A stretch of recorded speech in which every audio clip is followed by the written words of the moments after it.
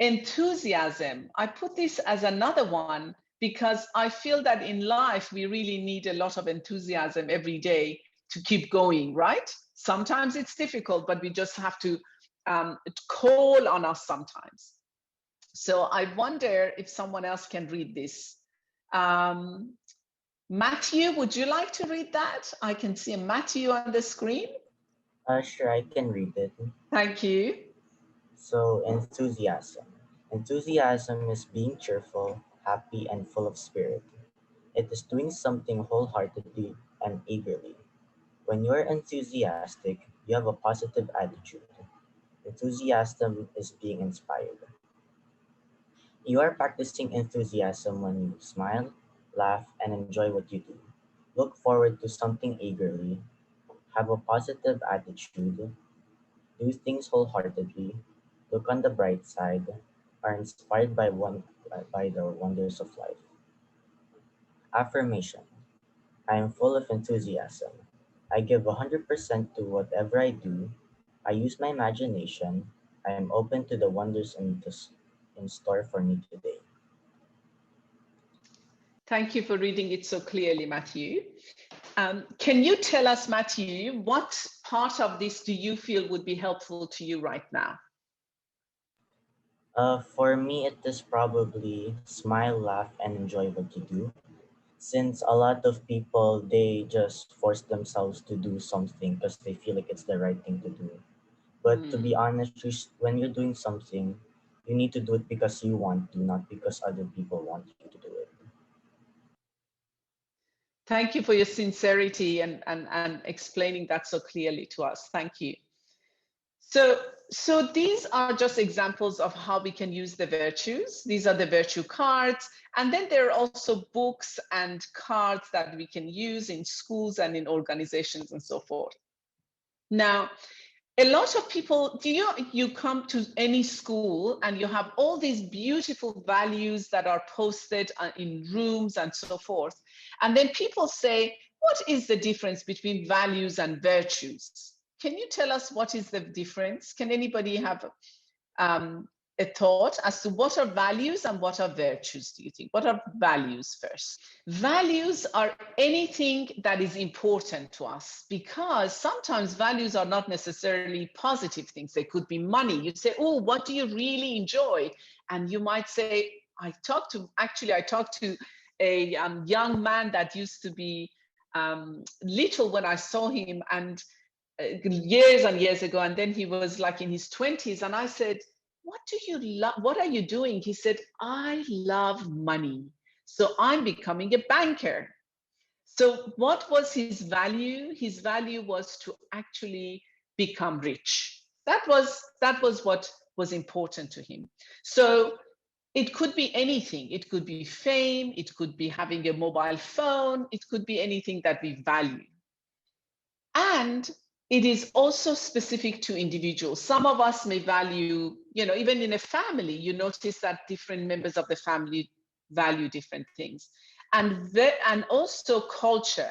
For example, when you travel or you see people, you notice that certain values seem to be of more importance, or they present themselves differently. For example, if you think of even kindness, some countries or some cultures show kindness or hospitality by really making people eat when they come to your house. Other people in other cultures, that's not how you show kindness. So it's very different in different cultures. But at the same time, virtues are different. Do you have any idea as to what virtues mean? How is it different from values? Okay, virtues are the foundation. Do you know, every one of you sitting there, and including me, every one of us was born having muscles, correct? We all have the same muscles, but they are there for us to use every day. So virtues, in a way, are our character muscles. They make us who we are. And they're building blocks of our character. So for example, you find someone that is very kind and generous and loving. Another person seeks more justice. Another person may find that, you know, being very creative is their thing. And so they make up our building blocks. And they're also everywhere you go in the world, people value these things. You never find a culture or a place that says, oh, we really don't value love or kindness or justice, right? So the difference is that virtues are more fundamental. Every one of us is born with these qualities. Now, and the Virtues Project, as I mentioned, it is used throughout the world, in school communities, in homes, and in person, like personal development. Every day you can use the virtues in your own life. So there are 5 strategies that we usually talk about. And one of them is, how do we speak the language? How do we use teachable moments, boundaries, honoring the spirit, and offering companioning? So let me tell you a little bit about each one. Now, the way you speak makes a huge difference, doesn't it? If somebody says to you, you are crazy or you are lazy, instead of saying you need to be purposeful, the language, those words have great power. And so how do we use this language with each other at the same time to ourselves?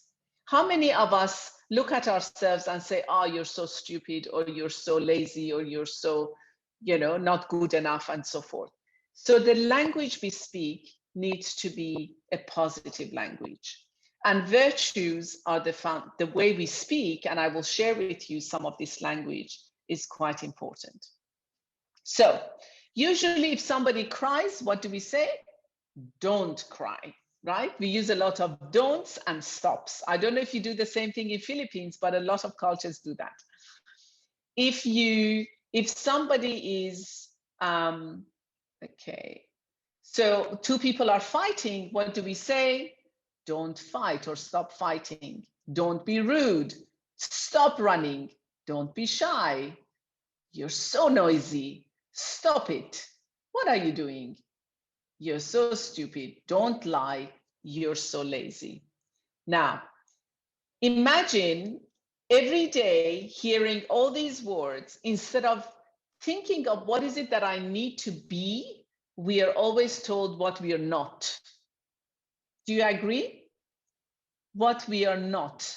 You're not this, you're not this, you're not good enough, all these things. So instead, we need to change that. You know, we say naughty, lazy, greedy, shy, all these words that really are very, they're not helpful, because what are we going to do? I'm lazy, I kind of see myself more lazy. So instead, we need to replace them with what we want to be. If I'm lazy, I need to be more purposeful. If I'm lazy, I need to be more, use more excellence in my work, okay? So did you know that a lot of people, on the average, hear about 75 positives and 460 negative comments? Is that the same where you live? Or is it different? Well, I hope it is different. Yeah. So what I'd like you to do is to really reflect on this. How do you speak to each other and to yourselves? What is the language you're using every day? How do you reflect on who you are? There was a study that showed, new research has shown that language can change the neural pathways in our brains and foster long-lasting negativity, and that is when we use negative language. On the other hand, there is evidence to suggest that positive words expressing values such as kindness and respect can go a long way towards building a better brain. So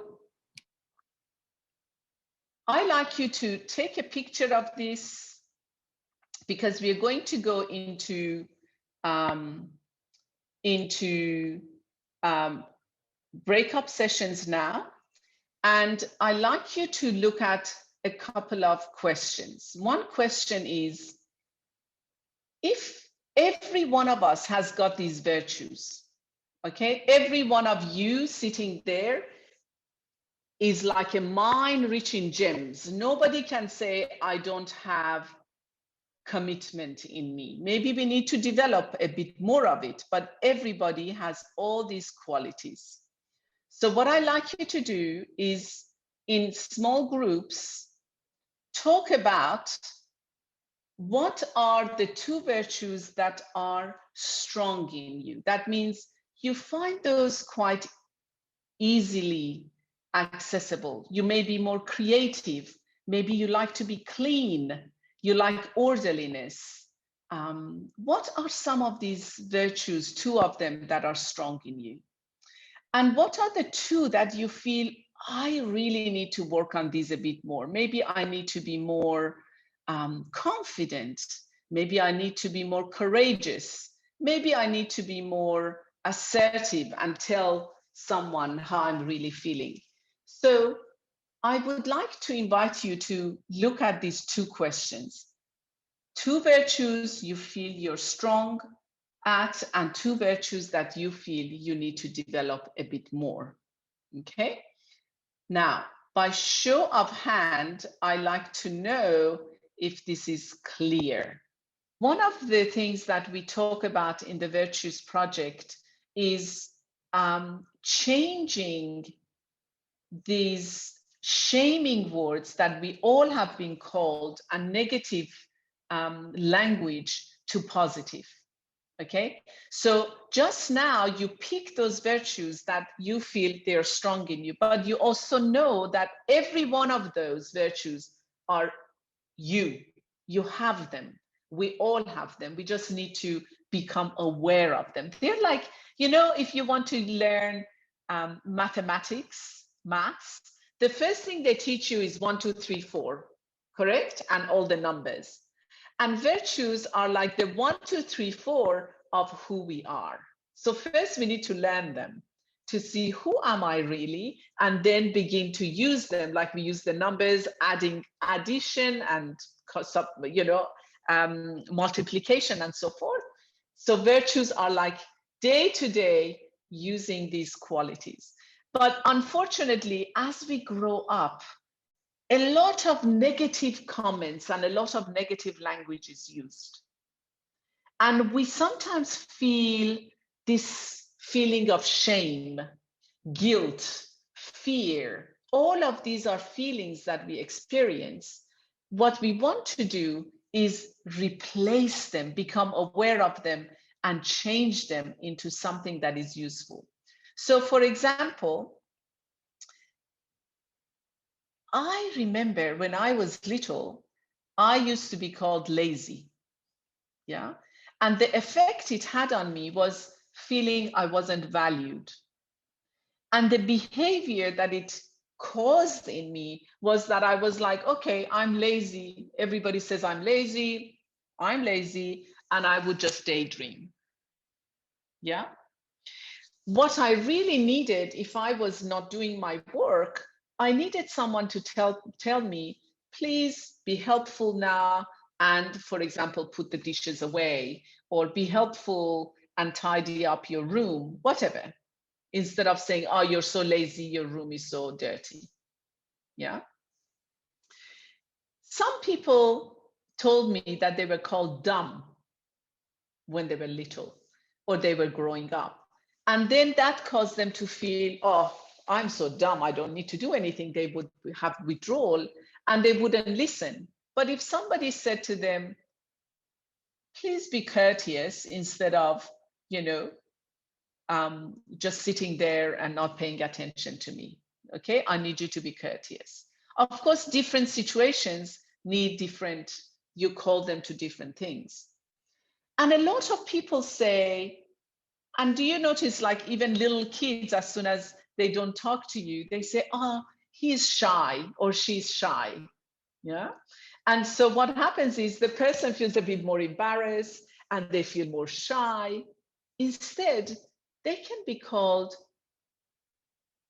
you need to be more confident. Yeah. Auntie's coming. We are going to visit Auntie. I need you to say hello to her or look her in the eye and be confident instead of don't be shy. Yeah. And the child may say, oh, you know, I don't want to say hello.